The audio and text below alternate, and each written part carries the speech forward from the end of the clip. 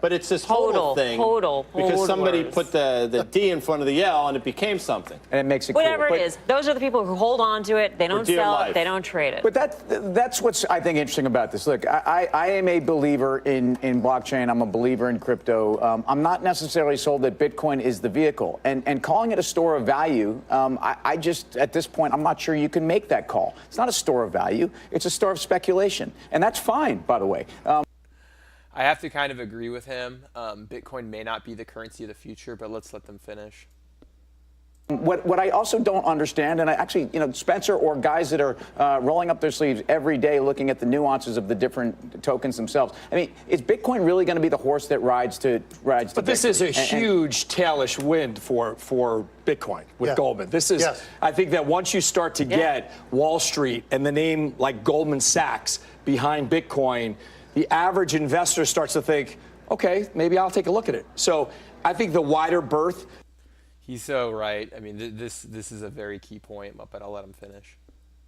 On Wall Street is going to be tremendously bullish for Bitcoin. Well, as Spencer mentions, he talks about demand, and that's exactly why Goldman wanted to get in there. And I think so many other banks are going to want to follow along. That's probably why Jamie Dimon backed away from his initial Bitcoin comments, because they're looking at the same thing. And they're not positioning it. All they're doing is transacting for clients, which is fine. They're not, When Jamie Dimon brought that up, was he defending himself at the time? Probably so, more so than putting this down. He's trying to defend it. If you don't know who Jamie Dimon is, he's the CEO of, JP Morgan and Chase. And he was basically a Bitcoin troll, completely flip-flop. He basically down-talked cryptocurrencies in October, and I believe around January when the market was at an all-time high, he kind of changed his position. He did also make the statement that his daughter bought a lot of cryptocurrency like a year or two ago, so his daughter made a lot of money, but let's let them continue. His turf. Now I think with Goldman coming in there, I think you're going to see the rest of the banks want to get in this space. That is a monstrous growth potential, and they see that demand coming. By the way, the move from Bitcoin from at 100, 200 crisscross, I mean, it has held 9,200 back up to 96. Technically, it's behaving as it's supposed to. Actually, I think better than the market. So there you guys go. A lot of people bullish on crypto, especially Bitcoin, especially when you have a big player like Goldman Sachs. And I've mentioned that Goldman is a huge player in any kind of financial instrument because of the money and the power and their ability to influence politicians. I brought this up in the past that they were able to basically Trump, the president of the United States, ripped on Hillary, ripped on Ted Cruz for taking money from Goldman Sachs.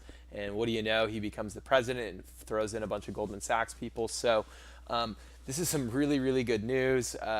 And I am going to continue to dollar cost average. I was very hesitant to continue to buy, especially once the market cap went over 400 billion. But I'm going to go ahead and continue to make some purchases. I still am going to probably do like 80% of my purchasing and what money that I have if it goes below 300 billion again, because I do think there is a possibility, and I've already picked up a lot of crypto. But let me know your thoughts. The news that would make me even more bullish is an actual custodian account or an ETF that's been set up.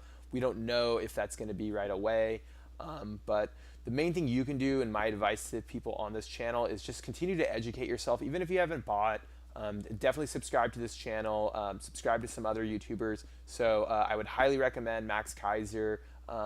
Fast Money's good, but it's very mainstream media and very, I don't know, it's just, you can subscribe to that. But believe it or not, one channel that I also recommend, which I haven't been able to share because they haven't been covering it as much as I used to, is Fox News. Fox News has actually done a decent job as well. But anyways, I'll continue to cover the market. I'm very optimistic. You can see this chart where we're getting closer and closer to matching the old highs of 500 billion in early February. So is this going to be a long-term trend, or do we have another correction coming? There are some previous articles, if you have some time, the crypto trader videos that I'm posting. There are some people that are predicting another crash of 70%. So definitely check that out as well. But for me, especially if we get this custodian's account for the United States set up, I will continue to put more and more money in crypto. And what's interesting is I'm actually selling a lot of my stocks. I like the stock market, but I'm getting out of my bonds, I'm getting out of my stocks, and I'm slowly just sitting on cash. And I think a lot of my cash will be going to cryptocurrencies. But let me know what you guys think, and I will talk to you guys soon.